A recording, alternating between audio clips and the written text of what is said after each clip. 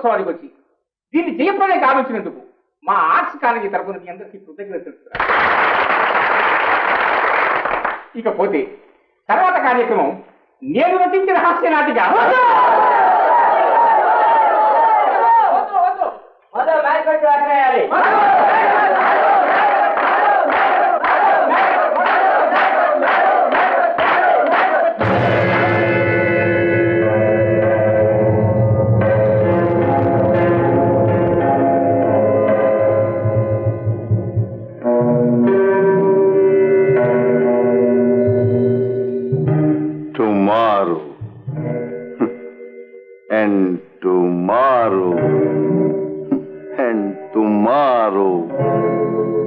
Creeps in this petty pace from day to day to the last syllable of recorded time. And all our yesterdays have lighted pools the way to dusty death.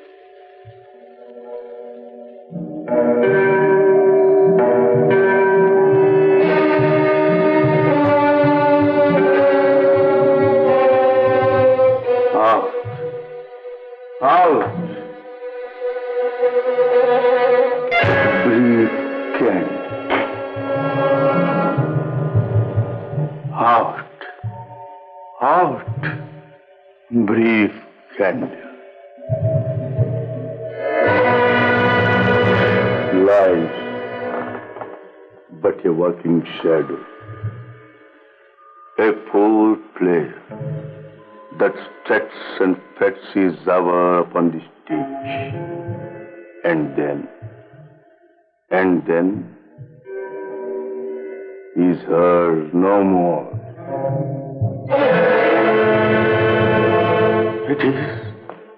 It is a tale told by an idiot, full of sound and fury, signifying nothing.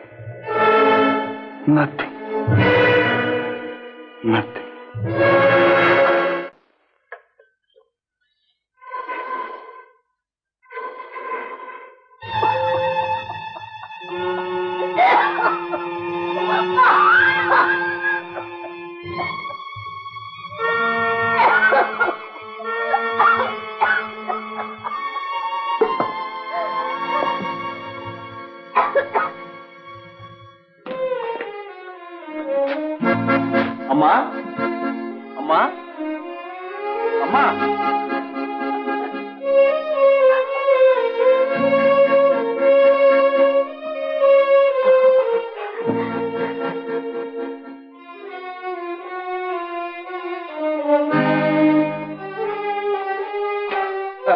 చూసావమ్మా ఈ సంవత్సరం కప్పులన్నీ నావే. Long jump, high jump, running race, ఏకపాత్రాభినయం అన్నిట్లో నేనే first అమ్మా. ప్రతి సంవత్సరం నువ్వే తెలిస్తే ఎలారా? అదేమిటమ్మా వాళ్ళు బాధపడరు? సరే బాగా ఎవరో బాధపడతారు, మనం ఓడిపోతామా? ఏదో మన తడాగా చూపించాం, ఉన్నవన్నీ లాగేశాం. శాంతమ్మ కొడుక మజాక. బాబు ఏమిటమ్మా? ఈ రోజు మీ నాన్నగారి ఉంటే ఎంత సంతోషించేవాడు. ఊరుకోమ్మా. ఏమిటమ్మా ఒళ్ళంత వేడిగా ఉంది, జ్వరం వచ్చిందా? లేదు బాబు, ఇందాక నుంచి పొయ్యి దగ్గర ఉన్నాను కదా, అందుకు వేడిగా ఉంది నాయన. బాబు పొద్దుననగా వేడు, నాన్న ఉంచేదు గాని. పదం వస్తా.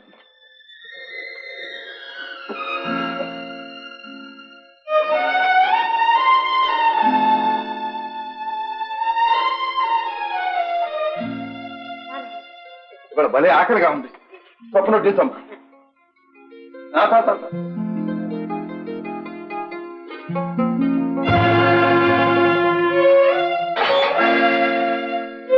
అమ్మా నువ్వు ఫోన్ చేసావా? నేను ఇందాకనే ఫోన్ చేశానుగా. అదే బాబు, అదే మన పక్కింటి కాంతమ్మ గారు లేరు, ఆమెకు మనవడు పుట్టాడు. ఈవేళ బారసాల. ఇందాక ఇన్ని మిఠాయి ఉంటను లడ్లు తెచ్చిచ్చింది. నాకు ఆకలిగా ఉండింది బాబు, ఫోన్ చేశాను. అబ్బా ఎంత ఎక్కువైంది అనుకున్నా. అమ్మా నా దగ్గర ఎందుకు దాస్తావమ్మా? ఎవరో నీకు మిఠాయి లడ్లు ఇచ్చి ఉంటే నీ కొడుకు పెట్టకుండా నువ్వు తినవని నాకు తెలుసు. ఏమిట్రా నువ్వు నాకు ఆకలిగా లేదని చెప్తుంది నువ్వు తిను బాబు. తినటానికి నాకు మాత్రం ఆకలిగా ఉండదు. బనీన్ చిరిగిపోతుందని జర్కి టైట్ గా పెట్టేశాను. ఇవాళ కాలేజీలో ఓల్డ్ బాయ్స్ వార్షికోత్సవం అయిందిగా, అక్కడ పెద్ద డిన్నర్ ఇచ్చారు. 3 స్వీట్లు, మైసూర్ పాక్, గులాబ్ జామ్, బాదం హల్వా, పైగా మిరపకాయ బజ్జీలు కూడా వేశారు. అది కూడా ఒక తడాకా చూపించాలని గట్టిగా పట్టు పట్టేశాను. దాంట్లో కూడా ఫస్ట్ మనమే. నిజంగానా? అవునమ్మా, అసలు నువ్వు ఏముండావో తెలుసుకుందామని నాకు ఆకలిస్తుంది అన్నాను. నేను ఎప్పుడైనా అబద్ధమాడా? అంతా నిజమే. పొట్ట చూడు బెర్రుగా ఉంది. ఇట్టుంటూ నా తరం కాదు. తినమ్మా తినమ్మా.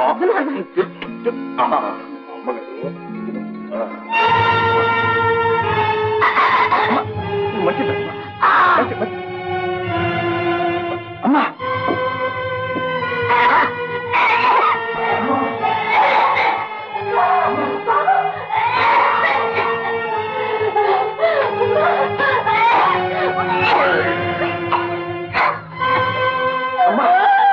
అమ్మా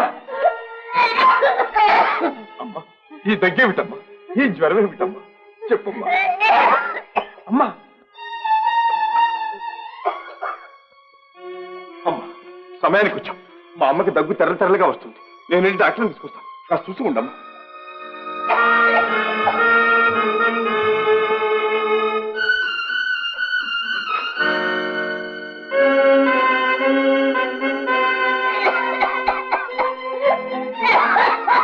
అమ్మా అమ్మా, ఏమిటి రక్తం? ఏమిటి రక్తం? మా అమ్మకి ఎలా ఉంది? రండి.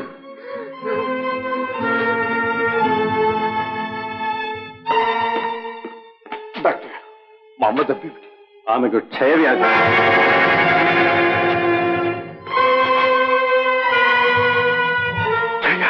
అవును, ఇప్పటికే వ్యాధి చాలా ముదిరిపోయిందని నాకు అనుమానంగా ఉంది. డాక్టర్, మా అమ్మని ఎలాగైనా బ్రతికించండి డాక్టర్. ఇంతవరకు వచ్చిన తర్వాత నేను చేయగలిగిందంటూ ఏమీ లేదు. మీరు వెంటనే ఆమెను శానిటోరియంలో చేర్పించండి. అంతవరకు ఈ మందులు వాడుతూ ఉండండి.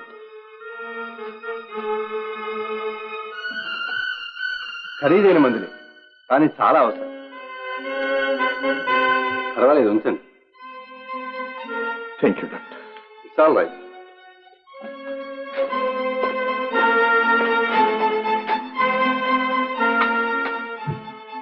బై ఫేమస్ పర్సన్ మధు మీరేనా? అవును డాక్టర్, నేనే ఆ భాగ్యం. అలా అనకండి. కన్న తల్లి ప్రాణాలు కూడా దక్కించుకోలేని దురదృష్టపడుతుంది డాక్టర్. నిరుత్సాహపడకండి మిస్టర్ మధు. మీ అమ్మను బ్రతికించడానికే ప్రయత్నించారు. పోనీ ఒక పని చేస్తారా? చెప్పండి డాక్టర్, మీరేం చేయమన్నా చేస్తాం. ఆఖరికి నా ప్రాణాలు కావాలన్నా ఇస్తాం. మా అమ్మని బ్రతికించే మార్గం చెప్పండి డాక్టర్. చూడండి, డాక్టర్ రావు అని నాకు తెలిసిన టీబీ స్పెషలిస్ట్ ఒక ఆయన ఉన్నారు. ఆయన్ని మించిన వాళ్ళు ఈ దేశంలోనే లేదు. ఆయనకు నాకు చాలా పరిచయం ఉంది. నేను ఒక ఉత్తరం ఇస్తాను, వెంటనే అక్కడికి తీసుకెళ్ళండి. Thank you doctor. మీకు చాలా డబ్బు ఖర్చు పెట్టవలసి ఉంటుంది. కనీసం 4-5 వేలన్నా ఖర్చు అవుతాయి. 4-5 వేల? ఎంత డబ్బైనా సరే డాక్టర్, ఎలాగో కష్టపడి నేను తీసుకొస్తాను. మా అమ్మ బ్రతకటమే నాకు ముఖ్యం. ఆ ఉత్తరం రాసివ్వండి. అలాగే, రేపు హాస్పిటల్కి రండి, ఉత్తరం రాసిస్తాను.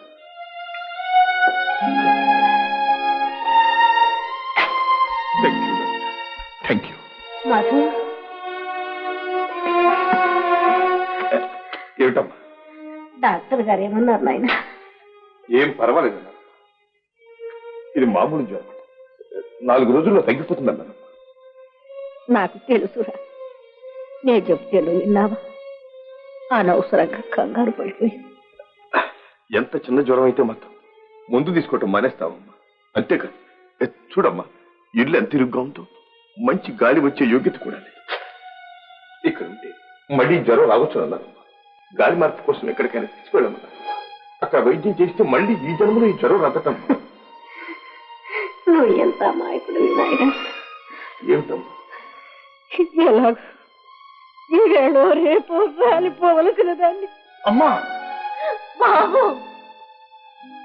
నీకున్న అవస్థలు చాలక నాకు ఈ జబ్బు కూడా దాపరించాలా? నీకు నేనెంత భారమైపోయావు. అమ్మా, ఏమిటమ్మా నువ్వు అనేది? నువ్వు నాకు భారం అయ్యావు.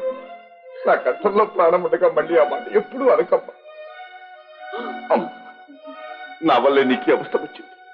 చిన్నప్పటి నుంచి రాత్రి పగళ్ళు కష్టపడి పెంచి పెద్దవాడిని చేసి ఆఖరికి నీకు కడుపు నిండా ఒక్క పూట భోజనమైన వేరే అప్రయోజకం జనమ్మా నేను.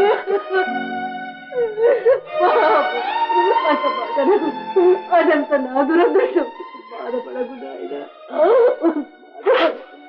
అమ్మా అమ్మా, ఏమైనా సరే నిన్ను రక్షించుకుంటాను. ఎంత దూరమైనా సరే తీసుకువెళ్తాను. నా గంటల్లో ప్రాణం ఉండగా నిన్ను రక్షించుకుంటానమ్మా, రక్షించుకుంటా. ఇంకా ఏ మొహం పెట్టుకుని అడుగుతావయ్యా డబ్బు? నీ ఇంటి మీద తనఖా డబ్బు ఏ పైసా జమా చేశావు? వెంటనే ట్రీట్మెంట్ చేయాల్సిపోతే చాలా సీరియస్ అని చెప్పారు డాక్టర్ గారు. దయచేసి 3,000 రూపాయలు ఇవ్వండి, మళ్ళీ తీరుస్తాను. ఇంకా ముసలమ్మ కోసం ఎందుకో ఖర్చు పెడతావయ్యా డబ్బు? ఈవేళ రేపో చచ్చిపోయేది. మళ్ళీ ఇంకొకసారి ఆ మాట నా ఒకటి ప్రాణం చేస్తాను. జాగ్రత్త. ఎంత డబ్బైనా సరే ఖర్చు పెట్టి మా అమ్మను బ్రతికించుకుంటాను. రూపాయల కోసం గడ్డి తినే నీకు అమ్మ మీద ఏం తెలుస్తుంది?